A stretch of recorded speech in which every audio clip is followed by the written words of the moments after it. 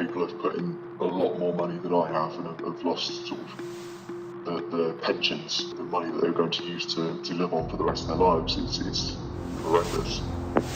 It's left me extremely angry. It's like leading lambs to the slaughter, that's what it was.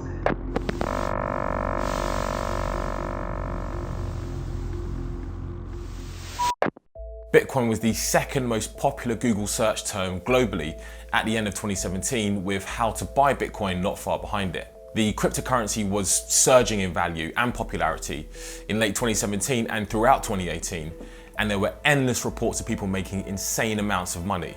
One of the most popular slick trading platforms around at the time was an outfit called USI Tech.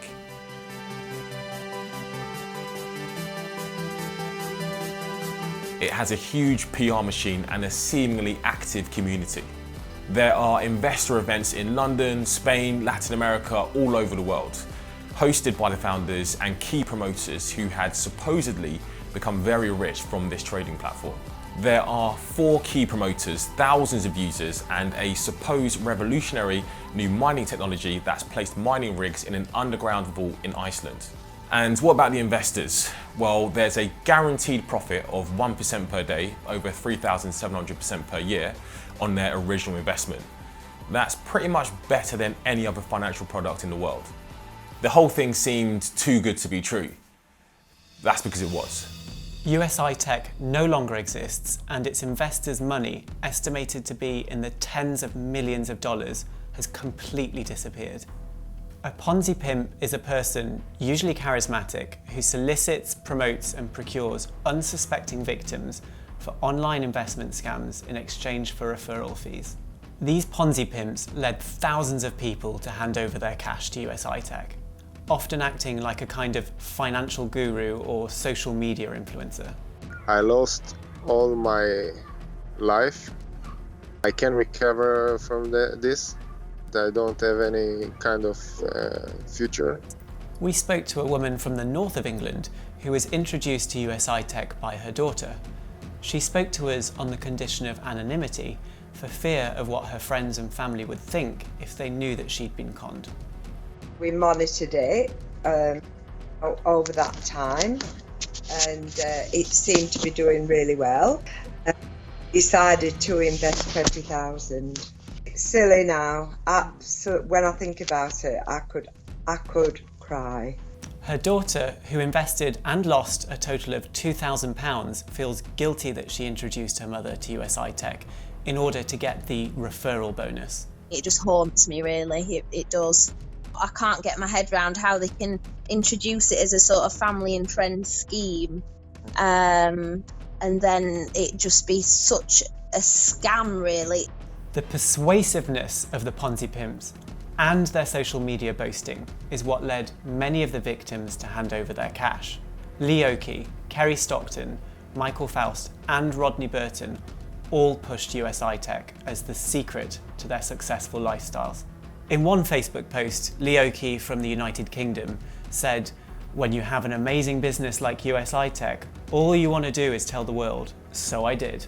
Kerry Stockton, who also happens to be British and also happens to be in a relationship with Lee Oakey, has boasted of how the company changes lives. In one Facebook status, she posted a link to a USI Tech video in which a man claimed to have paid for all of his daughter's university education just by investing in Bitcoin.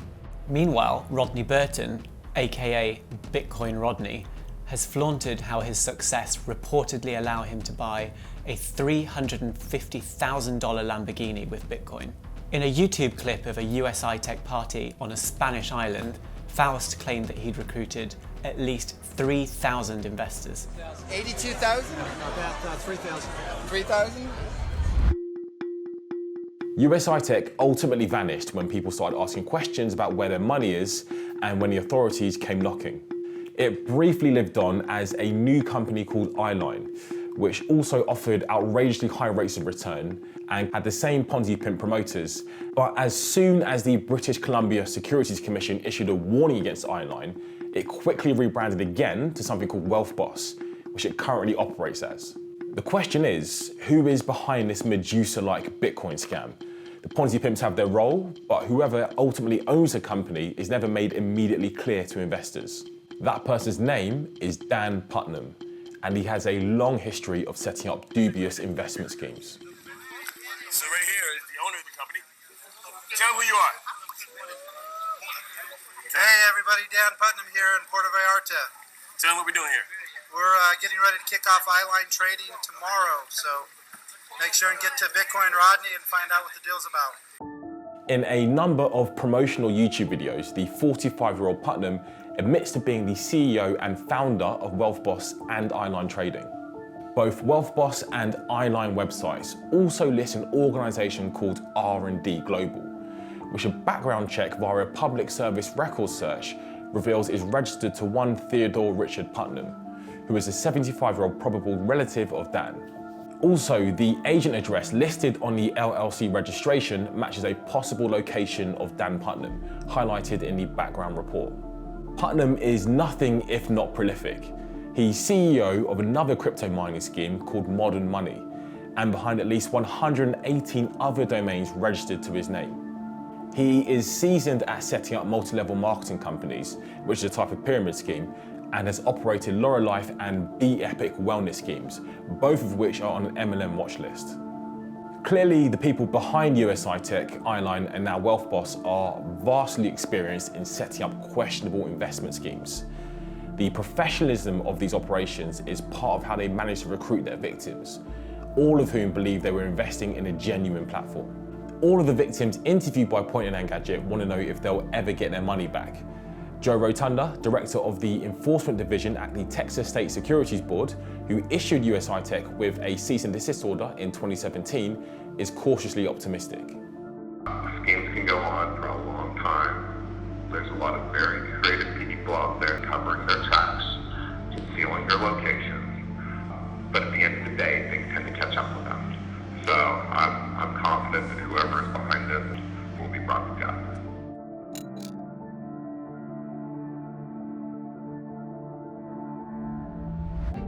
I've been Jem McGregor, reporting with my colleague Benjamin Plackett. This has been a joint Point and Engadget investigation. Thank you for watching, and we will see you next time. There has never been a more important time to support independent media and investigative journalism. So if you like the work we do, then subscribe to our channel, send us tips, and most importantly, if you can, pledge to our Patreon and help keep us going and keep us uncovering these stories. Cheers.